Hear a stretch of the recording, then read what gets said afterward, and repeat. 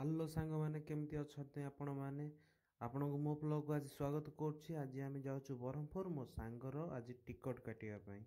ସିଏ ପଳେଇବ ସୁରତ, ତ ସେଇଥିପାଇଁ ମୁଁ ଯାଉଛି ଆଜି ରିଜର୍ଭେସନ୍ ଟିକଟ ପାଇଁ। ତ ଆପଣମାନେ ବ୍ଲଗ୍ ଦେଖନ୍ତୁ ଆମେ ଆଜି କେମିତି ଟିକଟ କାଟିଲୁ ଆଉ କମେଣ୍ଟରେ ନିଶ୍ଚୟ ଜଣେଇ ସିଏ ଆଜି ଫାଇନାଲି ପଳେଇବ। ଗାଡ଼ିର ତେଲ ସରିଗଲା, ଏଇଟାର ତେଲ ପକଉଛି ଗାଡ଼ିରେ ତେଲ ଆଗ କାମ କରୁନି।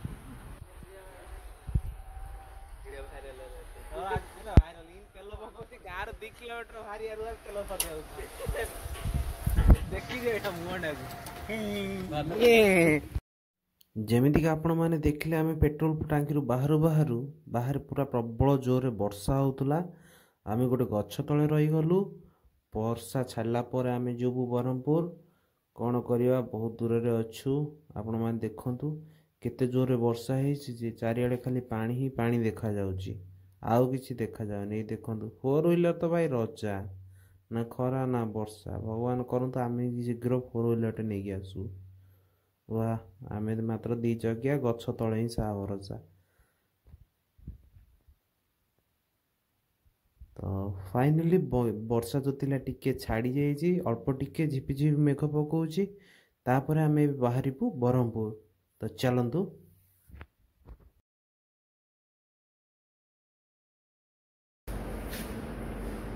ଦେଖ ୟାର ଟିକଟ ଭିଡ଼ିଓ ପୁଣି ଆସିଛି, ଟିକଟ କାଟୁଛି। ତ ଆପଣମାନେ ଦେଖୁଥିବେ ମୋ ସାଙ୍ଗର ଆଜି ଟିକଟ ହେଇଗଲା। ତା ମନ ପୁରା କୁଲୁ କୁଲୁ, ଓହ କି ହସ। ତାପରେ ସେ ଦେଖୁଛି ଟିକଟକୁ, ତାର PNR ନମ୍ବର ଯାଞ୍ଚ କରୁଛି। ଓହ କି ଖୁସି ପୁରା। ତ ଫାଇନାଲି ଦେଖିଦିଅନ୍ତୁ ଆପଣ ଷ୍ଟେସନର ଭିତର ପଟ, ଏଇଟା ଯେଉଁଟାକି ଷ୍ଟେସନ ଉପରେ ଅଛି। ଆମେ ଏଇଠିକି ରିଜର୍ଭେସନ୍ ଟିକଟ ହେଇଗଲା, ଆମର କନଫର୍ମ ସିଟ୍ ମିଳିଗଲା।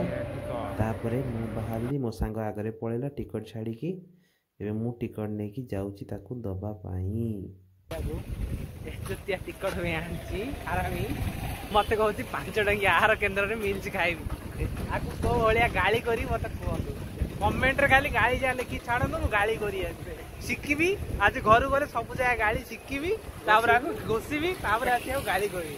ଟିକଟ ପାଇଁ ଆସିଥିଲି, ଇଏ ଧରିକି ଆସିଲା, ମତେ କହୁଛି 5 ଟଙ୍କିଆ ଆହାର କେନ୍ଦ୍ରରେ ଖାଇବି। ଘରେ କହିଲା ବିରିୟାନୀ କହି, ଏଇଟା ଆଣି କହୁଛି 5 ଟଙ୍କିଆ ଆହାର କେନ୍ଦ୍ରରେ କହିବି। ମତେ ସବୁ କମେଣ୍ଟରେ ଗାଳି ଦିଅ। ଆଜି ଘରୁ ଗଲେ ଘୋଷିବି, ଆଉ ଥରେ ଆଉ ଗାଳି କରିବି।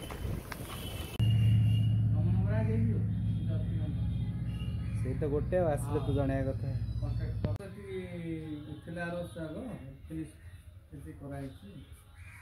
ହ୍ୟାଲୋ ଭାଇ ନମସ୍ତେ।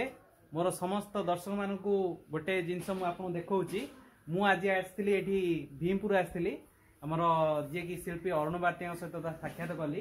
ବର୍ତ୍ତମାନ ତାଙ୍କ ୱାର୍କସପ୍ରେ ବହୁତ ଗୁଡ଼ିଏ ଷ୍ଟକ୍ ମୂର୍ତ୍ତି ଅଛି, ବୁକ୍ ଚାଲୁଅଛି। ଆପଣ ଚାହିଁବେ ଯଦି ବୁକ୍ କରନ୍ତୁ, ଯେତେ ଶୀଘ୍ର ବୁକ୍ କରିବେ ସେତେ ଭଲ ଅଫରରେ ପାଇବେ। ଆଉ ହଁ, ବର୍ତ୍ତମାନ ମୁଁ ତାଙ୍କର କଣ୍ଟାକ୍ଟ ନମ୍ବର ଟେଗ୍ରେ ଦେଇଦେଉଛି। ବର୍ତ୍ତମାନ ଆପଣ ତଳେ ଦେଖିପାରୁଥିବେ ଡିସ୍କ୍ରିପ୍ସନରେ ତାଙ୍କ ନମ୍ବର। ଚାହିଁଲେ ଆପଣ ଡାଇରେକ୍ଟ ତାଙ୍କ ସହିତ କଣ୍ଟାକ୍ଟ କରି ଯୋଗାଯୋଗ କରିପାରିବେ। ଫଟୋ ମଧ୍ୟ ପାଇପାରିବେ, ମୂର୍ତ୍ତିର ହାଇଟ୍ କ'ଣ କିଛି ଅଛି ଜାଣିପାରିବେ। ନଚେତ ଏ ପାଖର ଅଞ୍ଚଳ ହେଇଥିଲେ ଆସିକି ନିଜେ ଫିଜିକାଲି ଦେଖି ମଧ୍ୟ ପାରିବେ। ଆଉ ମୂର୍ତ୍ତି ଗୁଡ଼ିକ ବହୁତ ସୁନ୍ଦର ହେଇଛି, ଆପଣ ଚାହିଁଲେ ଆସିକି ଦେଖି ମଧ୍ୟ ପାରିବେ। ରହୁଛି, ଧନ୍ୟବାଦ।